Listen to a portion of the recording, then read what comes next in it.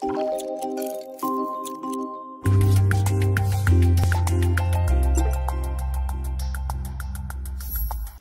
everyone, I'm Isabelle MELKI. I'm a pediatric rheumatologist working in Paris in the RAISE Reference Center for Rheumatic, Autoimmune and Type 1 Interferonopathies Reference Center. And I'm very happy to talk to you about the treat to target T2T in childhood onset systemic lupus erythematosus, which I will refer with the acronym cSLE during the talk. I will try to get through it with the 5 steps. So the first step is to talk about cSLE specificities. Indeed, it's an autoimmune systemic disease impairing several organs, and what is to have in mind is that besides skin and musculoskeletal impairment, there are renal and central nervous system that might have an impact on long-term outcome in cSLE. And when you compare cSLE to SLE in adult, there are several features that are more frequent, such as neuropsychiatric features and kidney features, which might have an impact on long-term outcome in cSLE. For instance, mortality is more than 5 times higher in cSLE than ASLE, and quality of life is really much more impaired in cSLE. It's secondary to organ damage accrual, but also school and employment impairment that might occur during the development of the disease. When we look at French epidemiology, but it's the same all over the world, we see that prevalence of systemic lupus is much more frequent in adults. And when you see cSLE, there are very few cases. And to have a principle of T2T and treat to target definition, we must look at what has been done in adult frequent diseases such as diabetes or rheumatoid arthritis, and what has been done also in ASLE. And I just want to remind you the treat to target definition. The first thing is to define a therapeutic target. First, have a definition of the remission you want to achieve, or if remission is not achievable, low disease activity. Then you have to monitor regularly your patient and adjust or escalate treatment until this predefined target is achieved. And this is to improve disease outcomes and side effects. So in this small scheme, you might consider patient's clinical state and also patient's needs to adapt and to personalize the establishment of these targets and to be for the target to be individualized. Then regular medication adjustments has to be regularly established with the patients and his or her caregivers during appropriate interval and monitoring through time.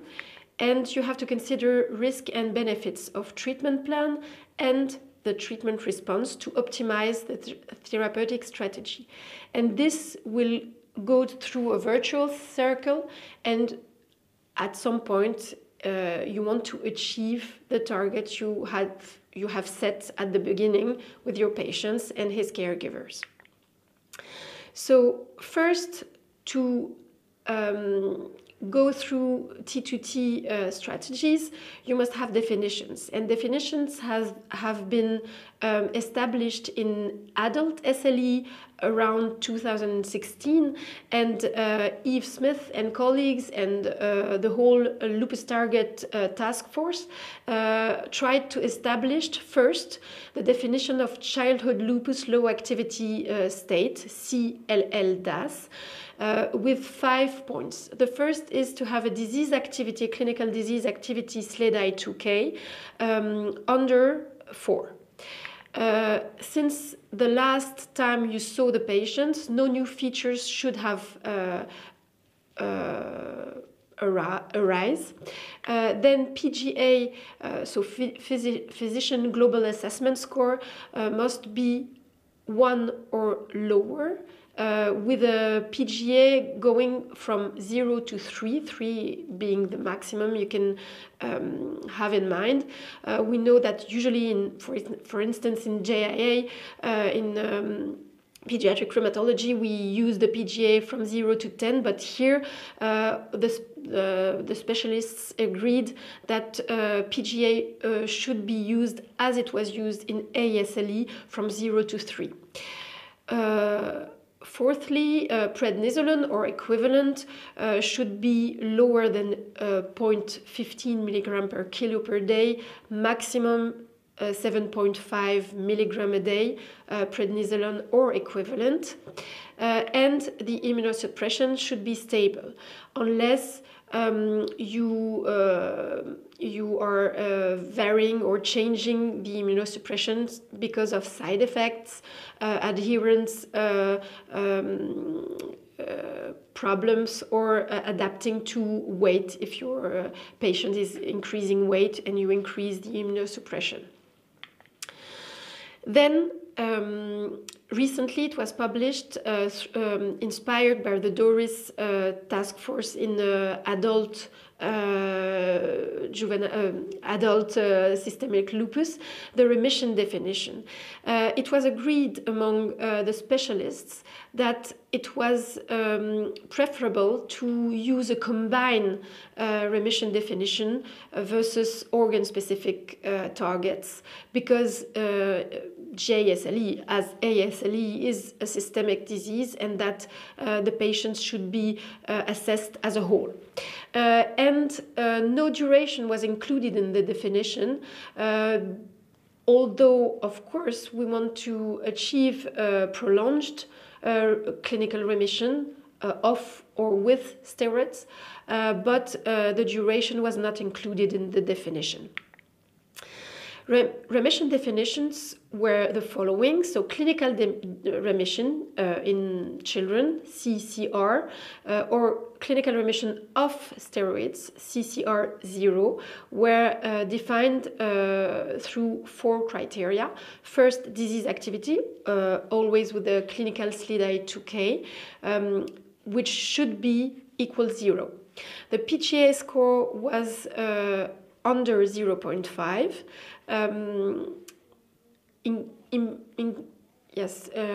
Because specialists thought that sometimes you might have still a slight, very faint activity score, so they didn't choose a 0 PGA score. Prednisolone or equivalent dosage should be in cCR 0.1 milligram per kilo per day, maximum 5 milligram per day, and in cCR 0, of course, without any prednisolone administered, while immunosuppression is stable. It's the same than the childhood lupus low disease activity state. So overarching principles in T2T in pediatrics: first, shared decision making should be done about targets and strategy with the patients, caregivers, and the multidisciplinary healthcare team. And all the specialists agreed on that principle. Then long-term survival prevent organ damage and optimize quality of life should be the aim of treatment of cSLE. And these goals are achieved through control of the disease activity and minimizing comorbidity and drug toxicity, optimizing function, mental well-being, growth, development, education, and social participation, which are included in QOL, of course. Third, the management of cSLE requires an understanding of its diverse manifestation, which have to be targeted using patient-centered, individualized treatment strategy and a multidisciplinary approach. So really the patients should be in the center of this T2T strategies. And finally, long-term follow-up should include monitoring of disease activity, assessment of drug toxicity, adherence, and adjustment of therapy to achieve and maintain their treatment target over time, long term, of course. In T2T, it was published that different points should be considered. First, the first target should be remission, and if remission is not attainable, because sometimes in cSLE it's complicated to achieve remission, low activity disease status should be a first aim. Then, of course, preventing flares and having tools to monitor flares are essential to have in mind for future trials. Lowered complement, low complement and or elevated anti-double-stranded DNA antibody titers require close monitoring in patients, but should not be treated, as we do not know if there are implying that flares will occur within the next weeks or months, but patients should be closely monitored, and maybe studies will help us in the future know if these or others biomarkers might help us about flare risk. Then SLE damage index should be used and in order to assess and prevent damage accrual.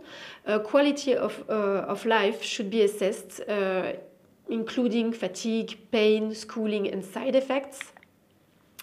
And also, kidney damage should be early detected with urine assessment.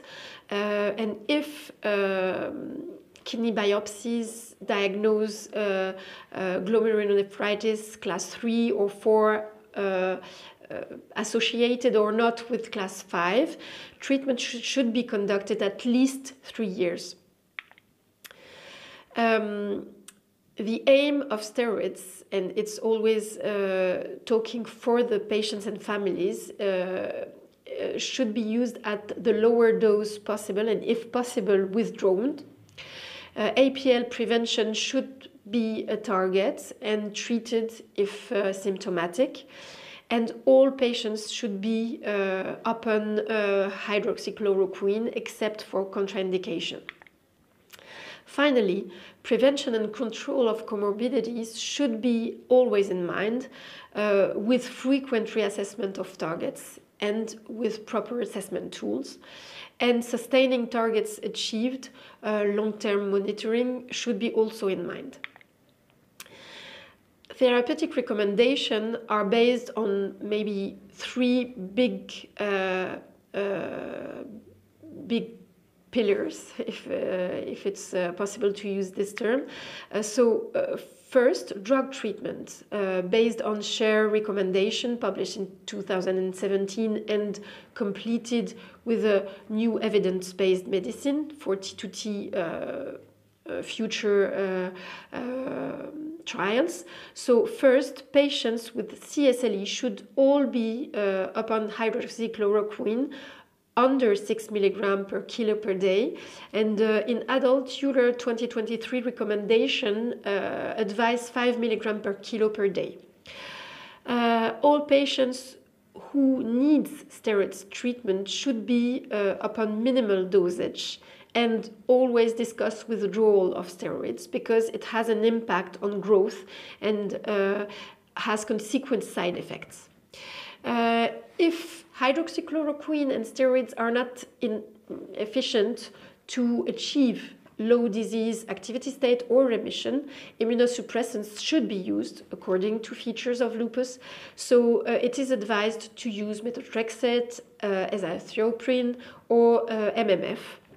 And in severe cSLE, cyclophosphamide should be used, and the dosage depends on features.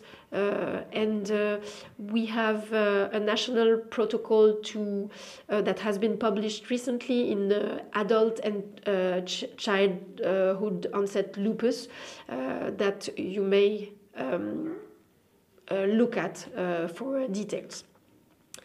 Regarding belimumab, evidence-based medicine and studies were published advising to use belimumab 10 milligrams per kilo per month if frequent relapse upon usual treatment are diagnosed or experienced, or if lowering steroids upon usual treatment is impossible. Then rituximab might be used in severe cSLE or resistant cSLE, and two regimens may be used for infusion of 374 milligram per square meters a week, 4 times, to target B cells, or 750 milligrams per square meters spaced from 14 days twice. Specific features have specific therapeutic recommendation. First, hemolytic anemia, autoimmune hemolytic anemia, if hemoglobin is abnormal, should be treated with immunosuppressants. And it has been published with retrospective studies that rituximab might be interesting if resistant to immunosuppressants or IgIV. Then lupus nephritis, there is a paper published in 2017 about the SHARE recommendation, but we should have in mind that partial response should be achieved in 6 to 12 months. And if we inspire about studies conducted in adult SLE, 12 weeks should be the aim, or maybe a future aim in cSLE in the next months, weeks, years, I don't know. Class 3 or 4 nephritis should be treated with MMF or cyclophosphamide. Rituximab might be interesting in recent studies, but still evaluated and assessed, and also other anti-CD20. And if class 3 or 4 are diagnosed on the kidney biopsy, MMF or azathioprine treatments should be conducted at least during 3 years. Finally, even if there are scarce evidence-based medicine in juvenile neuropsychiatric systemic lupus erythematosus, steroids and immunosuppressants should be used, like cyclophosphamide. Sorry for the mistake. Rituximab might be used in refractory or severe diseases, but there is not met need in studying J and PSLE, and hopefully in the future international or multi-center cohorts will help us to have more recommendation, maybe with treat-to-target strategies. But aside drug treatments, and if we keep in mind that the patients should be in the center of the therapeutic recommendations, non-drug treatments should be also part of the T2T strategies. So we have to take into account fatigue, offer adapted physical activity, relaxation, and psychological support. And it has been published that maybe cognitive behavioral therapy, CBT, might be interesting in the empowerment of the patients and making themselves in the center of the management of their disease. Coping was reported to be better with the CBT.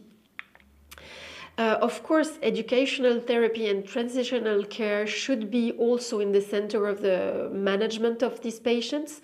So educational therapy or e-educational therapy through webcams and multidisciplinary transitional care management should also be in the center of the therapeutic recommendation. So what are the perspectives in cSLE treat-to-target strategies? First, prospective validation of measurement tools which target use low disease activity status, CLL-DAS, clinical remission, off steroids, with steroids, and how about PGA scale? I think, and many specialists are advising to standardize during the next month PGA scale so that we are assessing the patients in a more homogeneous way, so that we are sure that measurement tools are commonly used the same way. How to predict flares? Do we have flares biomarkers to assess flares, which might also be a target in the future T2T strategies?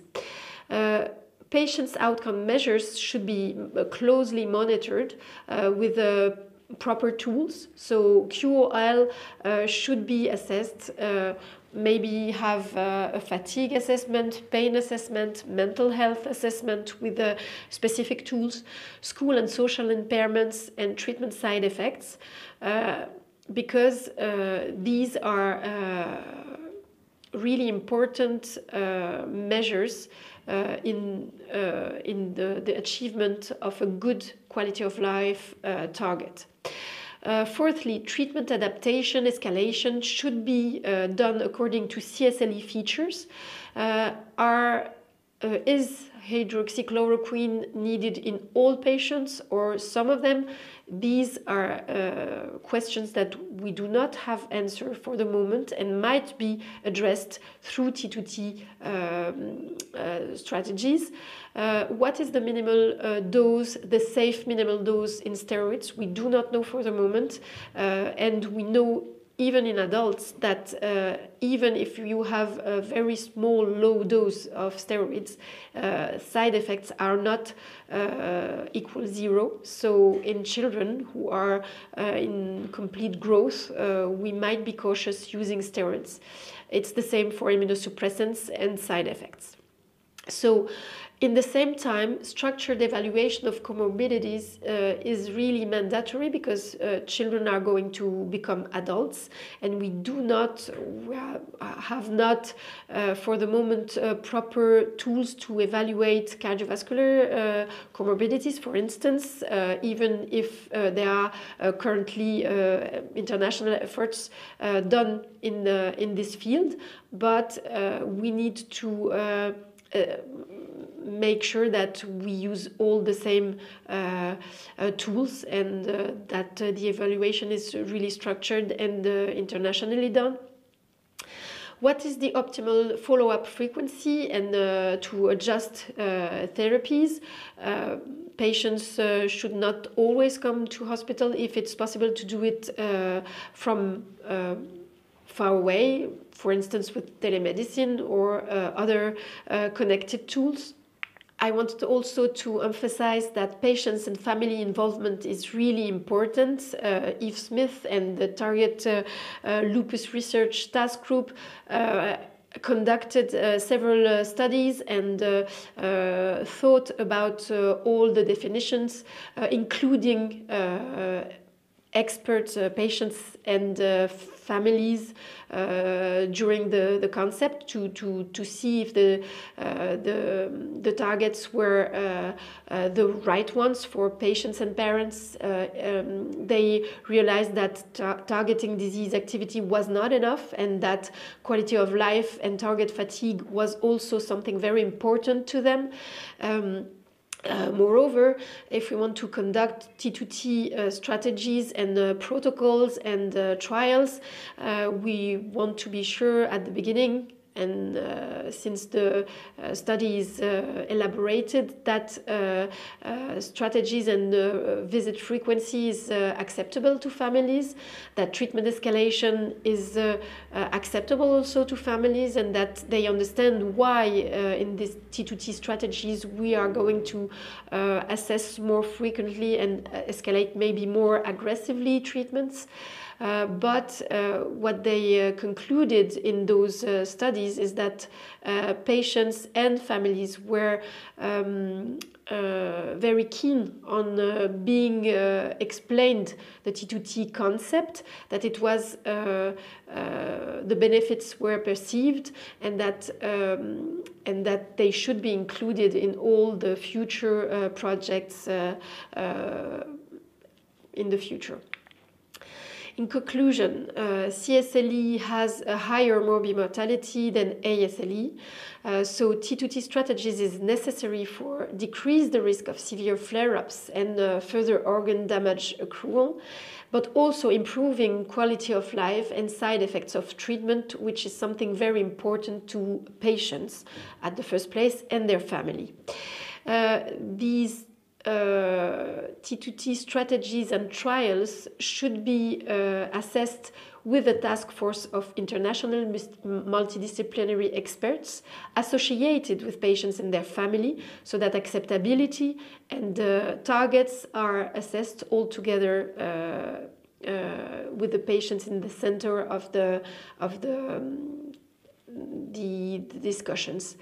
Of course, international prospective validation studies are needed, and future projects will show us that T2T approach in cSLE is possible, but will for sure have significant impact on clinical practice and research. Thank you very much for your attention. Bye-bye.